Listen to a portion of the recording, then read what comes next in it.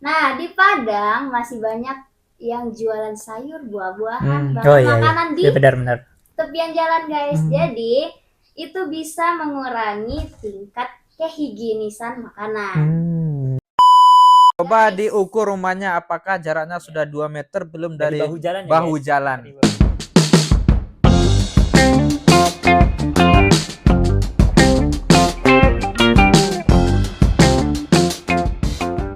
Oke, kembali lagi kita di The Podcaster, podcast yang cuma bermodalkan HP. Ini co-hostnya mana nih?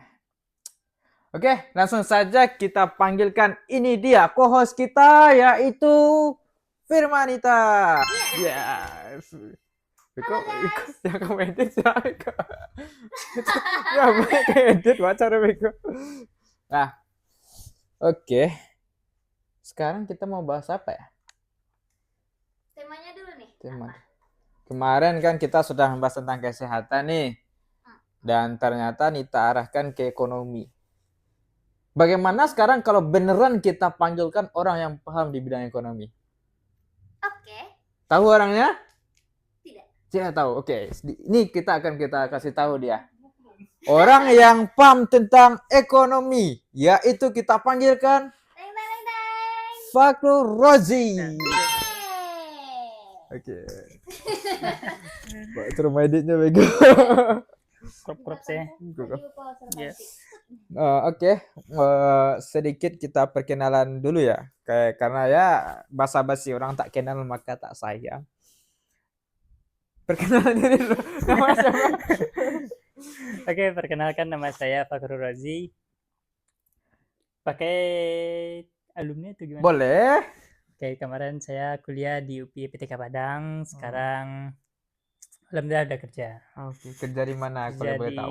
PT Pasoka Outsourcing Semen Padang. Oh, Semen Padang. Sekarang kalau berkecimpung di organisasi itu di Ketua DPC IPSA Padang. Wah, gitu ya Padang. Wah. Alhamdulillah. Kasih amanah. Pemuda yang sangat kontributif untuk bangsa dan negara. Semen Amin. Padang, Semoga. IPSA loh. Di mana ya ada orang seperti ini lagi? Banyak. Banyak. Mungkin karena nggak ketemu aja. Gak ketemu aja, oke. Tapi Sungguh. sebelumnya mungkin disclaimer dikit. Ah. Background saya mungkin nggak di bagian ekonomi ya. Jadi ketika ditanyakan ekonomi langsung ekonomi. Background saya kan sebenarnya kan teknik sipil. Oh, teknik Nah, sipil. kalau yang bagian ekonomi itu adik saya nanti. Oh, ada adik Firdaus. lagi. Ada. Oh, oke. Oke, boleh nih kita panggilkan juga nanti adiknya. Tapi jangan Panggilkan. sedikit aja lah kalau kita bahas ekonomi Ah, karena oke. masih kurang paham. Bahas Tapi tentang kalau ekonomi. bahan yang random mungkin bisa. Iya. Kini kan masih terkait dengan efisiensi juga nih. Ya. Ekonomi. Tentu ini juga berdampak kepada bagaimana nanti pemerintah mengeluarkan pengeluaran gitu kan. Misalkan menetapkan harga BBM contohnya. Ya. Seling berganti hari bulan, berganti juga harganya. Kira-kira itu berdampak nggak untuk ekonomi masyarakat? Ya kalau berdampak pasti berdampak lah. Contohnya kayak orang mau menjual nasi bungkus, itu kan kalau pergi ke pasar kan pakai butuh biaya kan untuk transportasi. Jadi yang pastinya kalau kita pergi transportasi kan itu butuh BBM. Nah, itu pun bagi para pedagang itu akan dijadikan sebagai cost transportasi nantinya. Nah, makanya itu sangat berdampak sekali bagi para pedagang-pedagang karena semua yang untuk distributor barangnya itu kan perlu transportasi kan, perlu kendaraan. Kecuali kita udah pakai Tesla, Tesla. ya Pakai walaupun listrik. pakai listrik kan, walaupun pertama kita bayarnya mahal, Oke. nah, baru mungkin itu. Kalau masalah terdampak, setiap kebijakan yang diberikan pemerintah pasti terdampak ya. Tapi kalau yang efisiensi tadi itu ada dua hal yang akan terdampak nantinya. Yang pertama, bagi pengendara pasti dampaknya negatif. Tapi di satu sisi kan bisa jadi masyarakat akan mengefektifkan penggunaan kendaraan nantinya dan polusi udara pun juga berkurang kan. Macet juga berkurang. Macet juga berkurang. Oke.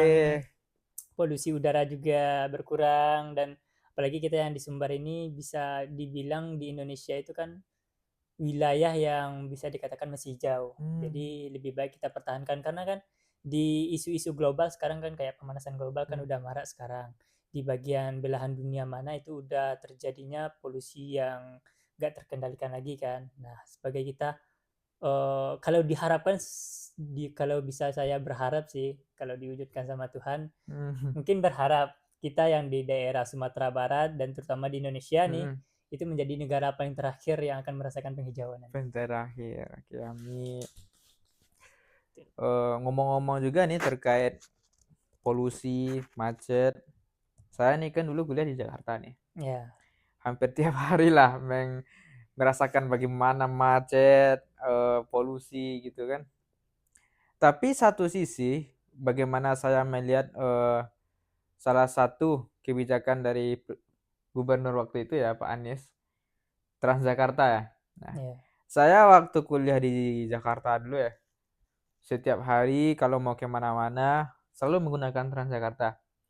Biayanya murah dan aksesnya juga mudah. ya. 3,5 bisa keliling-liling Jakarta. Oke. Misal nih, ini kan dari Solo nih. Hmm, Solo, mau pergi ke Payakumbuh, 3,5. Mau pergi ke Bukit Tinggi, 3,5. Ke Padang, 3,5. oke. Cuman 3,5 bisa keliling-keliling Jakarta. Sa- Tapi syarat tidak boleh keluar dari halte atau busnya gitu. Oh, oke, oke. Jadi kalau selama masih di dalam bus atau dalam halte atau belum tap out, nah ini kan sistemnya pakai kartu. Iya. Tap in, kita masuk. Selama masih dalam kondisi tap in, bebas itu mau kemana. 3,5. Keluarnya kita tap Tapi out, dengan rute yang telah ditentukan kan? rutenya telah ditentukan. Oke. Dan alhamdulillah nih ya, beberapa objek wisata yang di Jakarta itu sudah terdapat setuju rute ke situ. Jalurnya sudah ada. Hmm, Jadi sangat berguna ya gitu menurut saya Transjakarta di Jakarta gitu. Kira-kira kalau kita bawakan ke Padang ini ya, untuk mengurangi polusi, mengurangi macet, ini bisa nggak kita terapin gitu? Kalau masa diterapkan mungkin bisa, tapi Hmm. mungkin karena saya di Padang itu membawa kendaraan ya, jadi nggak Oh, terlalu mendalami lah peran para angkoters ini angkutan. yang pakai Kenapa ke transportasi saya, umum. Pak? Tapi Karena saudari Nita kan yang sering pakai angkot, jasa-jasa umum. oke, Kalau saya pribadi kan pakai kendaraan pribadi kendaraan ya, jadi pribadi, motor. kemanapun bisa kita akses kan, mau pergi ke Unan, mau pergi ke kota bagian tengah Hmm. di pusatnya kan gampang. Tapi bagi teman-teman yang nggak ada kendaraan kan pakai kendaraan umum tuh, dan itu pun halte-haltenya kan nggak semua kota Padang itu dilalui oleh Hmm. oleh bus Bus bus apa Trans namanya, Padang. Trans Padang ya. Jadi kalau dibilang bisa diterapkan sebenarnya bisa, Hmm. tapi itu nanti akan bentrok dengan para angkoters. Para angkot. Tapi Angkot-angkot. kan di Jakarta dulu kayak gitu juga kan. Bagaimana banyaknya angkot, kemudian saya juga nggak tahu sih bagaimana Pak Anies mengkondisikan itu, tapi aman-aman aja gitu. Tidak ada para angkot yang marah sama Transjakarta gitu Hmm, sehingga mereka itu demo, nggak ada gitu. Saya merasakan damai-damai aja gitu. oke, oke.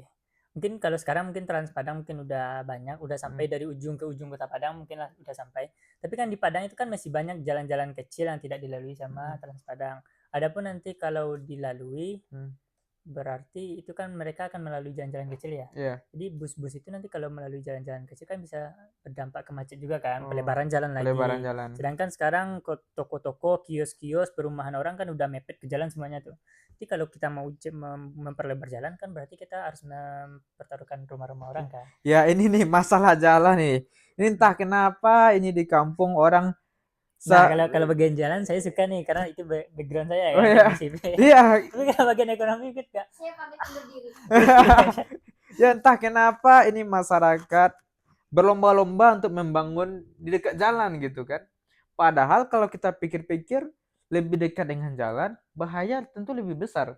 Bagaimana kalau Oke. terjadi kecelakaan atau ternyata ini sangat bising ya gitu knalpotnya. Hmm. Sangat mengganggu kan. Tapi entah kenapa masyarakat membangun rumahnya dekat jalan gitu. Oke. Mungkin untuk yang keresahan tadi ya. Heeh. Kalau untuk keresahan mungkin kalau secara fisik sama-sama kita lihat apa kan kayak kendaraan, Hmm. kebisingan motor. Iya. Nah, selagi kita mungkin lagi podcast pada saat sekarang mungkin bisa saudari Nita menyampaikan apa efek dari polusi kendaraan bermotor, CO2-nya. Oke, guys. Iya. Yeah. Biar sama-sama belajar Iya, juga kan. iya. Nanti dia bisa sampaikan juga ke masyarakat. Oke. Kok Kita masuk pada asap kendaraan. Asap kendaraan itu guys tinggi PB. Itu tuh salah satu zat kimia yang berbahaya. Nah, di Padang masih banyak yang jualan sayur, buah-buahan, Oh bahkan iya, makanan di iya benar-benar. tepian jalan guys. Jadi itu bisa mengurangi tingkat kehigienisan makanan. Nah, jadi semakin tinggi polusi, semakin tinggi juga resiko makanan yang kita konsumsi di tepi jalan itu terjangkit PB. PB. Gitu. Oke. Nah, kali ini gini nih Kak, kalau masalah PB kan kami juga nggak tahu PB itu Iya, apaan sih. PB. Kami tahu PB itu point blank. Ya, PB apa kita anak PB. warnet Iya, ya, anak warnet. walaupun saya nggak terlalu banyak Iya, main warnet. cuma Berarti cukup sekedar tahu tahu sekedar lah. tahu PB. Mungkin kalau saudari Nita mungkin nggak tahu PB apaan, jadi PB. mungkin dari segi kesehatan tahu kesehatan. kan PB itu apaan. Yang Kakak sebut kami nggak paham. Coba jelasin. PB itu kepanjangannya saya lupa. Cuman PB itu salah satu dari hasil pembakaran bensin yang tercampur dengan karbon monoksida di udara. Nah, jadi PB ini khususnya bisa menjangkit berbagai permasalahan dalam pencernaan. Makanya yang diperhatikan dari polusi ke kesehatan itu adalah zat PB-nya. PB. Ya, karena PB paling cepat dicerna oleh tubuh dan mengakibatkan kerusakan. Berarti kalau kayak gitu, yang rumahnya di dekat jalan itu kemungkinan besar dia tuh punya penyakit itu ya, pencernaan, gara-gara PB. Tergantung, kalau dia masak nasinya di luar rumah ya. Tapi kalau misalnya makanannya di dalam rumah dan tidak tercemar sama polusi itu aman. Berarti dengan demikian salah satu negatif dari rumah di dekat jalan yaitu PB. Apakah dia Yang perlu berjualan diperhatikan kah? ya. Ya, perhatikan. Berarti disarankan juga ya bagi yang jualan buah-buahan atau sayuran yang tidak memiliki kemasan gitu kan? Nah, sebaiknya jangan buka kios, toko atau di pinggir jalan gitu. Kalau mau juga buka berarti harus tertutup atau kayak kafe apa sih namanya? Apa? Etalase. Etalase ya, pakai etalase gitu. Ya. Kalau nggak bisa beli etalase, beli lemari dari kayu. Beli lemari dari Jangan kayu. pakai triplek juga bisa. Triplek. Yang penting bisa Dilindungi. mengamankan dilindungi dari asap gitu. Dan satu lagi palingan kalau untuk warga kita yang di Sumatera Barat yang terutama ya, itu bebas mau di Sulit Air, mau di Padang, pokoknya bagi teman-teman yang mendengarkan lah. Kalau mau bangun di tepi jalan itu kalau disarankan jangan rumah lah. Dengan rumah. Kalau bisnis mungkin nggak apa-apa demi lebih ke marketingnya ya. Marketing. Jadi lebih cepat orang mengenal tempat penjualan kita. Lebih Tapi mudah kalau diakses. lebih mudah diakses. Tapi kalau mau bikin rumah di tepi jalan, lebih saran saya nggak usah lah. Pikir-pikir dulu ya. Bikin aja lah satu rumah di belakang itu nggak apa-apa, menghindari PB tadi kan. Iya. Kalau Kalau kira-kira berapa meter tuh harusnya dari ya, jalan dari gitu? segi kesehatan gimana? Ada ketentuan? Ketentuan berapa meter nggak gitu? Ini dong pembangunan dong yang tahu. Kalau dari pembangunan kan nggak mikirin kesehatan, mungkin dipikirin Iya. kebisingan berapa desibel sih. Cuman bolehnya, itu kan. bagaimana jarak penyebaran PB itu kira-kira berapa meter jauhnya Nah, gitu? orang Misalkan nih, ini terkontaminasi asap ya, asapnya di sini. Kira-kira sampai berapa jauh dia menyebarnya gitu? Itu saya belum searching guys. Cuman kalau misalnya tingkat polusinya tinggi, penyebaran PB-nya lebih cepat. Oke. Mungkin kalau dari segi teknik sipil pembangunan ya, dari segi IMB namanya izin membangun, itu biasanya dari bahu jalan itu untuk ke tempat rumah dan tempat perkarangan itu sekitar 2 meter kalau nggak salah, 2 meter sampai 5 meter. Dicatat itu. Coba diukur rumahnya apakah jaraknya sudah 2 meter belum dari bahu jalan. Bahu ya, jalan. Dari bahu jalan. Bahu jalan. Jangan nanti kita bikin rumah tempat parkiran di bahu jalan. Jadi kan orang buat macet. bikin macet. Apalagi orang nanti mau jalan-jalan, diganggu, lari, belum nanti jogging, parkir liar. Itu jadi mungkin itu yang kalau untuk pembangunan ya. Kalau mau bikin rumah dari bahu jalan itu usahakanlah 2 sampai 3 meter. Itu kan demi keselamatan kita juga kan. Mana tahu ada genangan air, mobil lewat, genangan air kena ke rumah, jadi nanti yang disalahin orang karena kan itu jalan umum kan. Iya. Siapa suruh bikin rumah di situ? Oke, ini terkait dengan sulit air ya. Ini teman-teman udah tahu belum sulit air itu seperti apa? Kalau mungkin yang baru sekali mendengar, pasti dalam pikirannya sulit air pasti jarang mandi gitu. Pasti susah menemukan air. Nah, jadi gini teman-teman. Soleh air itu sebenarnya itu berasal sejarahnya itu dari kata soleh air ya gitu. Soleh itu kalau di dalam bahasa Indonesia artinya selip terselip. Jadi sulit air itu sebenarnya air yang terselip gitu, bukan air yang sulit gitu. Makanya dari soleh air kemudian berubahlah pembacaannya menjadi sulit, jadi sulit air. Jadi itu awal mula sejarahnya. Tapi nyatanya emang benar ada satu jorong yang kesulitan air gitu. Nah, jorong ini mungkin yang dinamakan sulit air karena juga nama jorongnya juga Kutatuo ya gitu. Dan ternyata emang sulit air di situ. Nyatanya mereka ambil air dari air pump. Nah, itu sedikit tentang sulit air. Kota tua. Kota tua, Kalau kota tua. kalau nggak mengerti bahasa Minang, nah, kota tua. Nah, kota tua. Nah, kini ya kita kan sudah membahas Transjakarta, terus Padang. Ya. Di sulit air ini apakah ada moda transportasi umum yang bisa kita terapkan gitu? Oh, dulu ada pas zaman berapa ya matinya ya. Kalau yang putar-putar sulit air ya, kayak contohnya kayak di Sanamia dulu kan ada kendaraan umum tuh, apalagi orang yang berada di daerah Jorong Rawang, Jorong itu kan Rawang. mau ke sekolah, Sekolah. itu kan pakai transportasi umum, yang bawa itu kayak Bang Dedet, Ya, nah dia bawa truk buat biasanya. truk. Oh, Nah truk. itu salah satu yang transportasi umum yang digunakan yang berupa kayak mobil ya, yang putarannya itu di selit air. Tapi kalau yang kayak angkot, kayak yang Trans Padang itu kan di selit air nggak ada ya. Nggak Palingan ada. orang pakai ojek. Ojek. Bukan Gojek, ojek. Ojek ya. Ojek. Atau Masih enggak manual gitu. masih manual atau enggak minta tolong ke tetangga. Minta tolong. Alhamdulillah kan kita di selit air masih rukun. Masih rukun. Alhamdulillah, semoga itu berkelanjutan terus ya. Nah, terus kalau untuk transportasi umum yang lain palingan dari sulit air ke Solo, sulit air ke Padang. Itu pun kan ada durasinya. Jam segini mobil dari sulit air ke Solo ada, tapi lebat dari jam segitu nggak ada mobil. Oh, berarti lagi. terbatas gitu ya, Terbatas. Dan itu pun aksesnya pengen ke Solo satu, ke Padang satu. Oh, oke. Okay.